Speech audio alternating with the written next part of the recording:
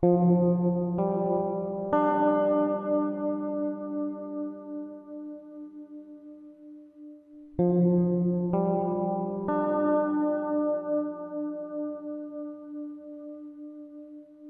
morning, everybody.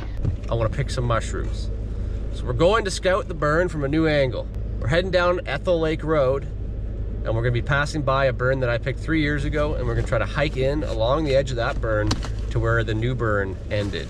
Hopefully that area has a bit of southern exposure, has a few mushrooms.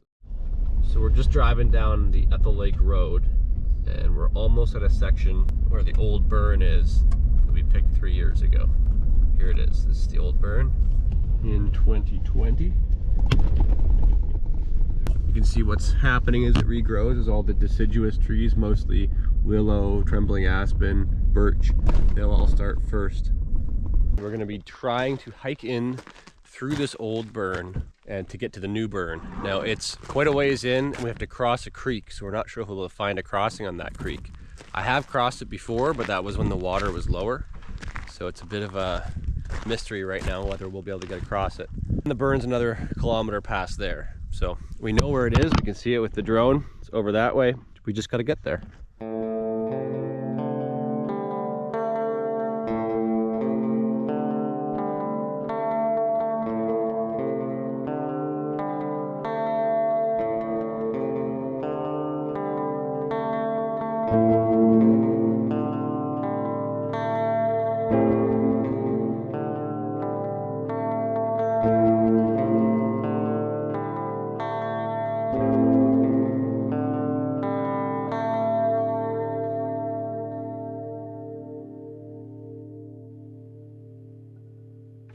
We're coming through this regrowth from the old burn.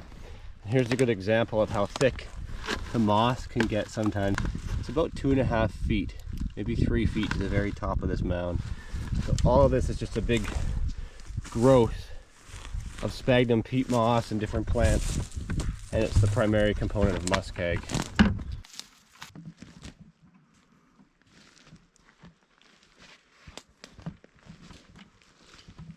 We're getting close to the creek here. Can we cross it?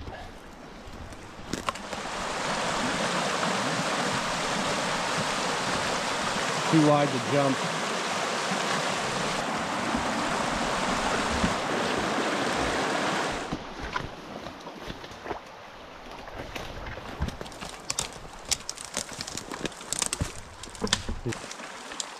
This log is barely holding on. This log's pretty good. Yeah.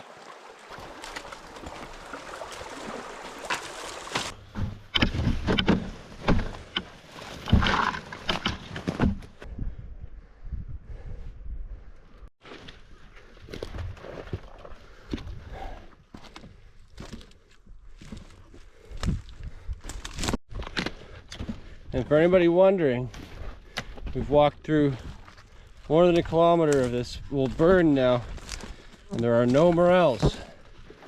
They sometimes grow a little bit the second year afterwards, but it's mostly just the first year afterwards. As you can see, 3 years later, there's nothing. Just fireweed. Lots of fireweed. Ooh, careful! There's quicksand. Kilometers of that. Haven't even seen the burn yet. It's a lot nicer, right? Yeah, opening up. Okay, let me get a view here.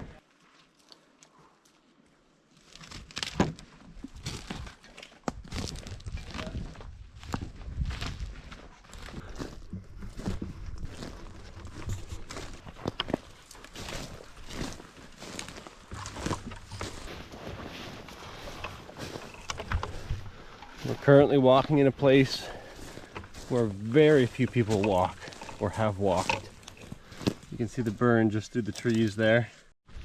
So over there across the valley, it's actually our camp way over there. But there's a big river, uncrossable on foot river, down here somewhere that we couldn't get to this side without coming this way. But it was a heck of a hike to get over here, and we're still not there yet. So we're gonna hike down along this hillside for another ½ kilometer and then boot down to the lower level and see if there's mushrooms. Hey, you see the burn coming in a little bit to the hill? That must be it. Finally reached the small section of burn on the top of this big hill. Nice sized trees up here. Fire cups all over. Morels! Morels! They're ready to pick. Thank you. After that long hike. Yeah, they're nice. We'll get a good dry ratio on these. The wind off the hill has lightly pre-dried them.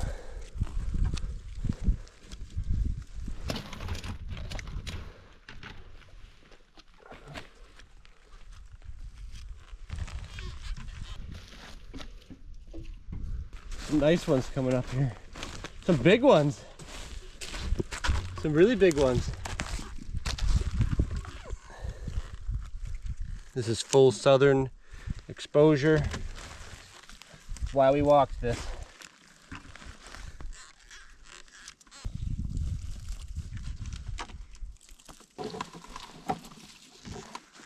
Woo!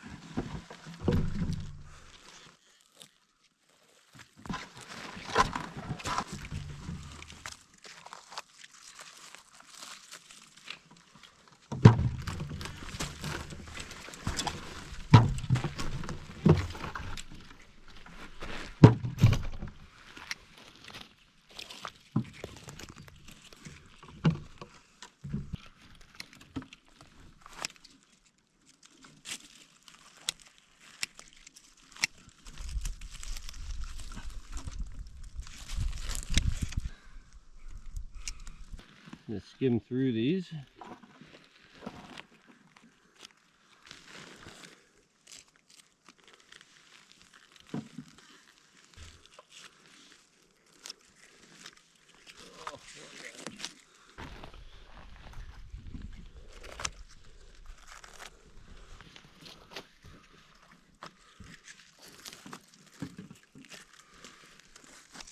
Look at this one. Now that is a fused morel. Nice quality overall.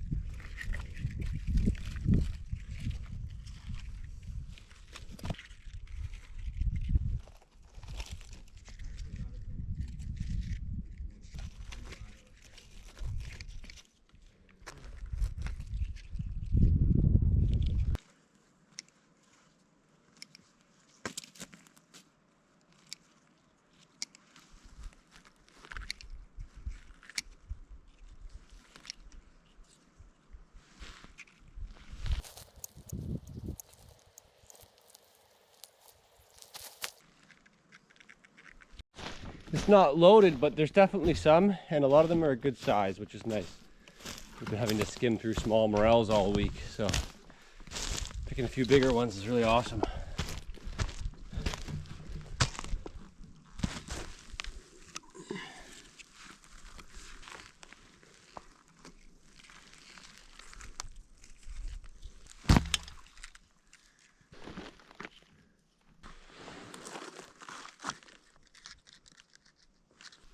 That's a big mushroom.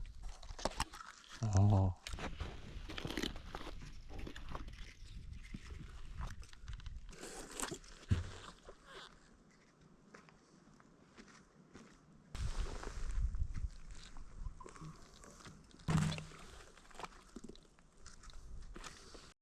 These ones here are drying out while young, so I am going to pick most of these because they're not going to grow any bigger. And they're actually they've dried in like excellent condition.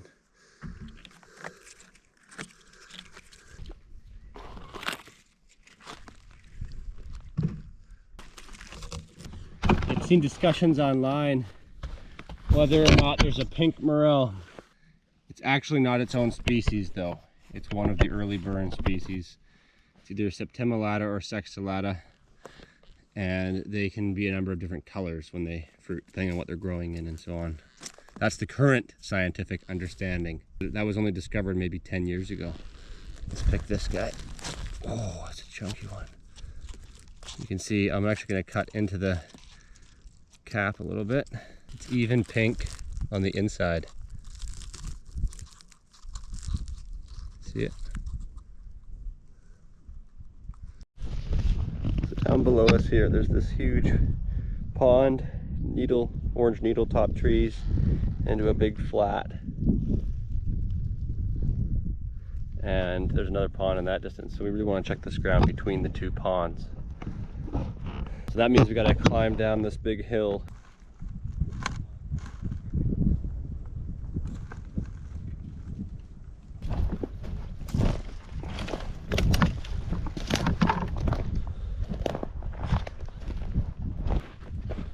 Lots of fire cups.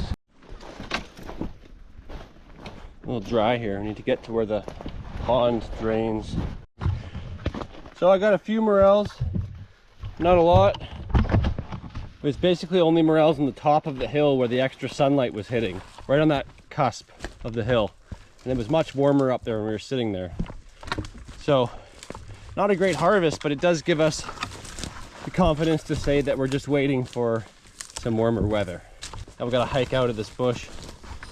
Whew, it's a long hike out.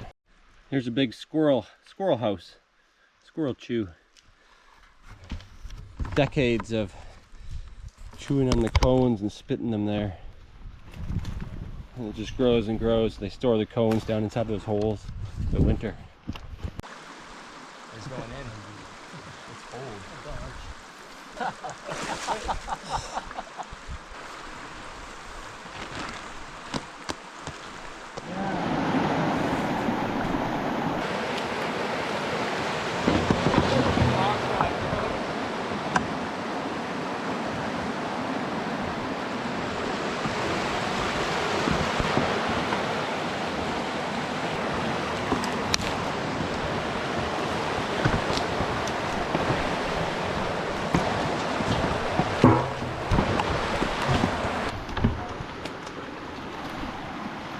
Nice and stable from this point.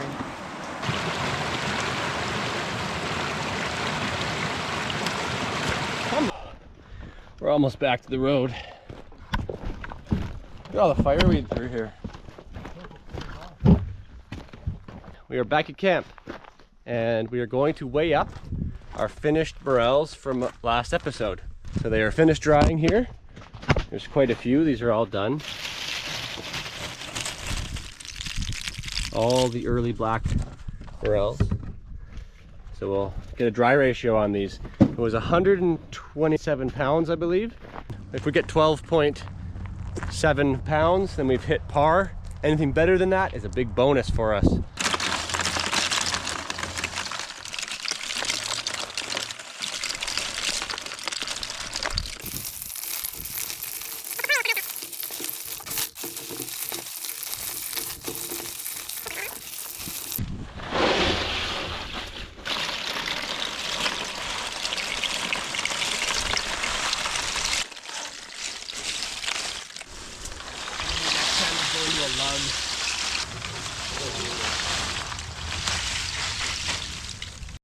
So a total of 16.89 pounds of dry. That's a ratio of about 7.6 to 1. So that's about a 25% bonus for us here. Right on. Awesome.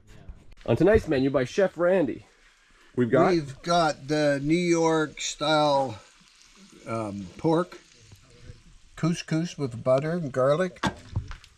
We have wild morel mushrooms, fresh picked by me, in a butter cornstarch sauce, and veggies. And then for dessert, there's two more gonna come out, but these are red hucks. I made a compote, did them in the Dutch oven. So that's red huckleberries from Vancouver Island? Yep. These are gonna be really good. So these huckleberries were basically jarred, canned for the winter. Now we've cook them down, and we're going to use them on this pastry.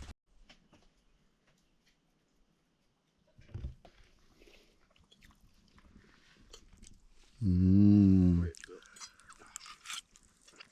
Mmm. Mmm. Incroyable. Oh.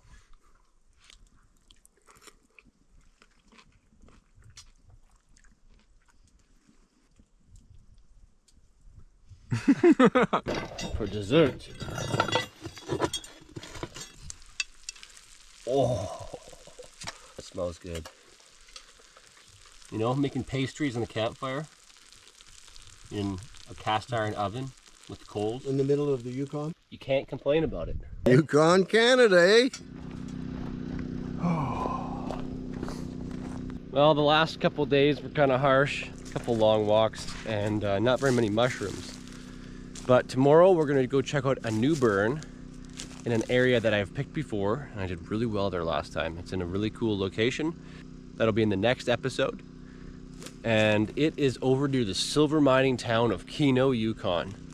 I think Keno has only around 15 permanent residents nowadays, but at one time it was the capital city of the Yukon silver rush. Not gold, this was silver. So we're gonna head back down the silver trail right to the very end and go check out a very small burn that could be in a really great location. So fingers crossed for that one. We're excited to go check that out. Thanks for watching this episode, everybody. See you next time.